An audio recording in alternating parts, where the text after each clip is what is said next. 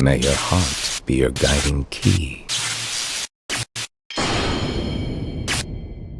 Hello everyone, it's me, Vivi, and welcome to another Sly Cooper related video. So something pretty random I'd say popped up recently, something I never would have expected. It's not a huge deal, well maybe to some of you it is, but during one of the live streams showcasing Astro's Playroom on the PlayStation 5, there's a Sly Cooper Easter egg. Yeah, just like that. Out of all other IPs out there, we have Sly Cooper himself. By the way, I first discovered this screenshot, this Easter egg, through my friend's group chat, so shout out to Carlos. You're awesome. Now, don't get me wrong, Astro's Playroom has tributes to other series as well, according to what was stated in an interview. I'll get to that shortly. But Sly Cooper, it feels like salt is being poured on our already open sore, sticking out. This Easter egg is specifically found within this livestream by this following channel on screen, exactly at 8:02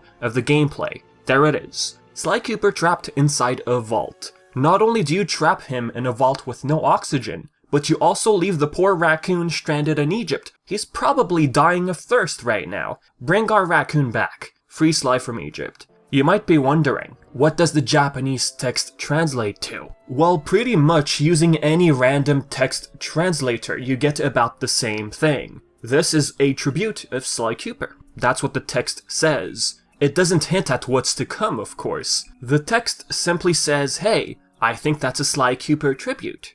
Like stated previously, Astro's Playroom on the PlayStation 5 will have tributes to other Sony IPs. So in the end, seeing Sly Cooper ain't all that crazy, but still crazy. In a way where you think Sly's a dead IP, right? But Sony can't help but acknowledge its existence. Before I say anything else, what even is this? Well, technically this would be the third game in the Astrobot franchise. The first one began as an AR, augmented reality game. It released on PS4 back in 2014. It utilized the PlayStation camera. This very first installment was pre-installed on the PlayStation 4, by the way. The game's purpose was to demonstrate the capabilities of the camera and the DualShock 4. Astrobot was developed by Japan Studios' division called ASOBI. ASOBI team was founded in 2012 by Nicolas Doucet, who's now director, aka president, of Japan Studio as of February 2020. Later in 2016, Playroom re-released on the VR, basically, for free. Released in 2018, another VR installment of the series titled Astrobot Rescue Mission, released on the PSVR as well. Doucet was creative director and producer of that game back then. Now planned for the PlayStation 5's launch, free pre-installed on your console at purchase, we have Astro's Playroom, which will utilize the many features of the DualSense controller. Nicolas Doucet was interviewed by Famitsu recently. Going off rough Google translations, after he stated that the game would be 4 to 5 hours long to complete, he said the following. Besides that, there are many hidden homages to the 25-year history of the PlayStation during the game. I'm looking forward to seeing how you will enjoy this PlayStation homage. It's been 25 years ago, so there may be some things that young people don't understand. Also, I can't say in detail, but if you clear everything, there is a surprise that PlayStation fans will be pleased with. This surprise could be anything. Maybe it could be like a hidden demo, or a trailer for an upcoming game. I'm not gonna say it's a trailer for a brand new Sly game, because you know we have a Sly Cooper Easter egg. No, I'm not gonna get your hopes up like that, okay? It could be anything. Now there's a lot of different live streams of this game, and one managed to contain a Sly Cooper Easter egg. Like I just said, there's plenty of live streams out there. There's probably other Sly Cooper references in the game which I'm completely unaware of. As Doucet stated, it's homage. Homage means to pay respect, to acknowledge something that's put a mark on, let's say, in this case, the gaming industry. Ooh, Vivi, whoa. Strong word there when referring to Sly Cooper, right? The Sly Cooper series has reached a point where it's hanging off a very, very loose thread. It might break eventually, or someone might decide to fix that thread. That someone is Sony, the publisher who owns Sly Cooper and decides what ultimately happens to this IP.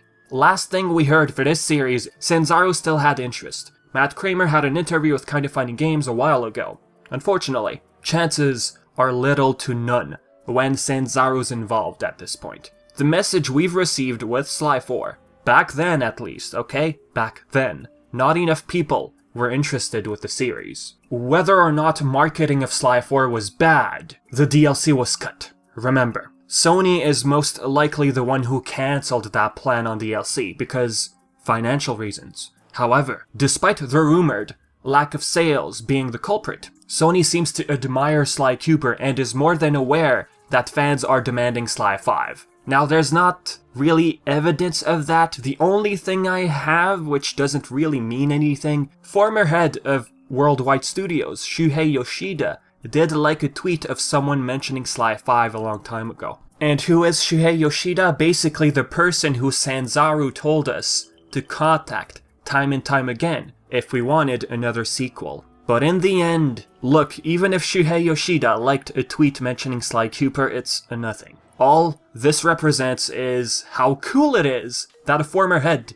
of Sony actually acknowledged Sly Cooper on Twitter. That's all. Now there's a problem. I feel Sony has entered a different mindset. Not a bad one, but still a different mindset. Back then when Sly 4 was still fresh in our minds, 2013, 2014, a third-party group like Sanzaru probably didn't make the cut in Sony's eyes. It's harsh, but it's most likely the truth. They probably thought that the game didn't perform well because, Sanzaru handled it. I mean, how do you explain cutting a DLC? How do you explain leaving Sly in ancient Egypt? How do you explain this cliffhanger?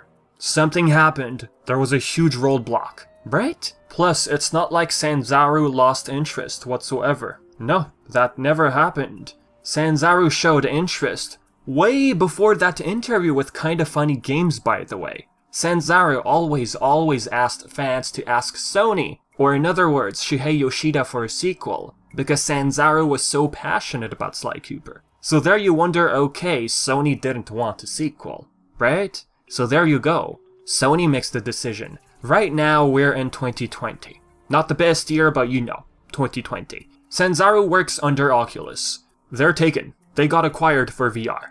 It's not like Sony can change their minds right now and give Sanzaru another go. At least not anymore. Because the market has changed since then. Ratchet & Clank, Crash Bandicoot Insane Trilogy, Spyro Reignited, and now Crash getting a sequel. Don't forget Rift Apart, upcoming Ratchet & Clank game on the PlayStation 5. There's now a market for colorful platformers. What Sony has to do now is find another team. The problem is, what I feel is, they don't have a team. No one is currently showing interest for Sly Cooper. But Sony still admires Sly. The fact that they threw in an Easter egg in Astrobot, they acknowledge the IP. So much in fact, they had planned a movie for 2016. This is something I have to bring up for new viewers on the channel.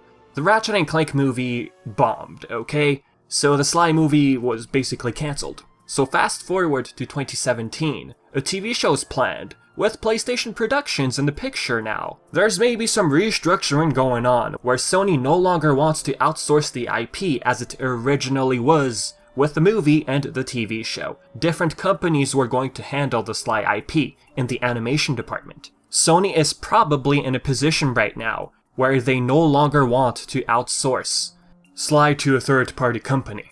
The bit of hope I have left inside me is the show. A lot of you have lost hope, and I understand. Now what's keeping me on the edge of hope? There's this company called Screen Mix Entertainment. They made a tweet at one point saying that something Sly Cooper is coming. Doing some further analysis, Screen Mix is a magazine company that has to do with TV and animation, which is based around the Middle East. So when I saw that, it was completely out of the blue. So I was like, okay, this might be happening. Naturally, what's going on in 2020 right now? Everything has slowed down. What gives me this slight bit of hope is the fact Sony keeps acknowledging Sly in some shape or form, regardless of its popularity. The last Fiesta Bowl, let's not forget, happened back in 2019. We had a Sly mascot suit, right next to Crash and Ratchet. Why Sly? If it is a dead IP, right? Look, in the end, if anything, Sony probably ran out of suits and told themselves, oh here, wear this instead. I mean, you never know. So yeah, with that said, I think I've said plenty for the video. So yeah, as usual, if you have questions or thoughts or anything of such sort, leave it all in the comments section below. And as always, I've been Vivi, and thank you so much for watching.